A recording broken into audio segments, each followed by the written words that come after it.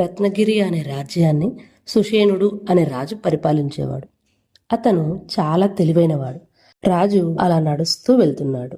అప్పుడే ఇద్దరు భటులు మాట్లాడుకుంటారు. మన రాజుగారికి మన కష్టం తెలియదు. రోజంతా నిలబడి ఉన్నా మనకు చాలా తక్కువ జీతం ఇస్తారు. ఆ మంత్రికి మాత్రం ఎక్కువగా ఇస్తారు. మరి ఆ మంత్రి చేసే పని ఏంటంట? అంత తక్కువ పనికి అంత ఎక్కువ జీతమా? ఆయన మనకంటే ఎందులో గొప్పవాడు? మన రాజుగారి దగ్గర శ్రమకు తగిన వేతనం, మనకు మంచి గౌరవం, గుర్తింపు రెండూ లేవు. ఓహో, నా భటుల మనసులో చాలా బాధ ఉంది.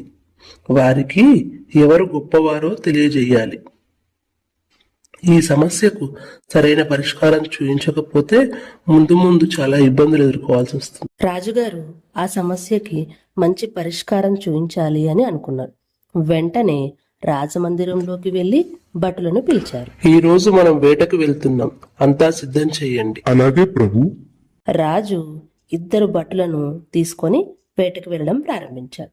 అలాగే నడుస్తూ వెళ్తూ ఉంటే గ్రామంలో కొంతమంది ఒక దగ్గర నిల్చొని ఉన్నారు. రాజుగారు అది గమనించారు. ఆగండి, అక్కడెందుకో చాలా మంది ఉన్నారు, వెళ్ళి చూసిరండి. ఒక భటుడు వెళ్లి మళ్లీ రాజుగారి దగ్గరికి తిరిగి వచ్చాడు. వాళ్ళందరూ అక్కడ నాటకం వేస్తున్నారు. అవునా? ఆ నాటకం వేసే వాళ్ళు ఎక్కడి నుండి వచ్చారు? వెళ్లి మళ్లీ రాజుగారి దగ్గరికి తిరిగి వచ్చాడు. వాళ్ళు మన రాజ్యంలోకి పశ్చిమ దేశం నుండి వచ్చారట. వాళ్ళు ఏం నాటకం వేస్తున్నారు? ఇప్పుడు మళ్లీ వెళ్లి తిరిగి వచ్చాడు.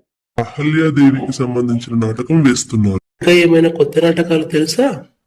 ఇప్పుడు మళ్లీ వెళ్లి తిరిగి వచ్చాడు. వాళ్ళు ఇంకా చాలా నాటకాలు వేస్తారంట. అయితే వాళ్ళు ఇక్కడ ఎన్ని రోజులు ఉంటారు? ఇప్పుడు మళ్లీ వెళ్లి తిరిగి వచ్చాడు.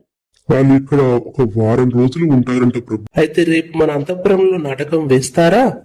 ఎప్పుడు లేనిది ఈ రోజు రాజుగారు ఎందుకు ఇలా ఇబ్బంది పెడుతున్నారు అని భటులు ఇద్దరు అనుకుంటూ వెళ్లి వస్తున్నారు. వేస్తారంట ప్రభు. అప్పుడే అక్కడికి మంత్రి వచ్చారు. మంత్రిని చూడగానే రాజుగారు, అక్కడ జనం ఎందుకు ఉన్నారు మంత్రి గారు? రాజుగారికి అంతా తెలిసి కూడా మంత్రిని మళ్ళీ ఎందుకు పంపించారు? భటులకు ఏం అర్థం కాలేదు. కొద్దిసేపటికి మంత్రి వచ్చాడు. మహారాజా, అక్కడ కుంతల రాజ్యం నుండి వచ్చిన కళాకారులు అహల్యాదేవి నాటకం వేస్తున్నారు. ప్రజలు చాలా ఆసక్తిగా చూస్తున్నారు. వాళ్ళు ఇక్కడ ఒక వారం రోజులు ఉంటారంట. మీరు ఇప్పుడు వేటకు వెళ్తున్నారు, తిరిగి వచ్చేసరికి అలసిపోతారు. అందుకే వాళ్ళని రేపు మన అంతఃపురంలో నాటకం వేయమని చెప్పారు. రేపు వాళ్ళకి తగిన బహుమానంతో సత్కరించడానికి మీ అనుమతి కావాలి ప్రభు. అలాగా, మనం కళలని ప్రోత్సహించాలి. పనిచేసే వారికి, ప్రతిభ ఉన్నవారికి తగిన మూల్యం ఇవ్వాలి.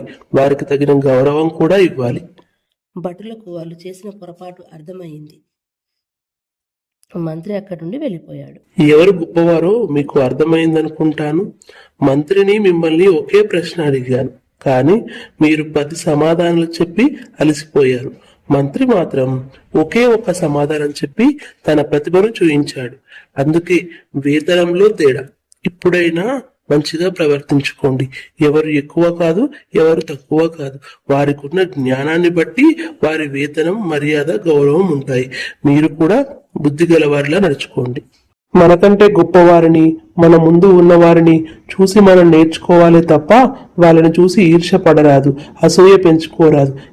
అప్పటి నుంచి ఆ రాజభటులిద్దరూ ఎవరితో పోల్చుకోకుండా వాళ్ళ కర్తవ్యాన్ని సరిగ్గా నిర్వర్తిస్తూ మంచిగా ఉన్నారు. కథ సమాప్తం.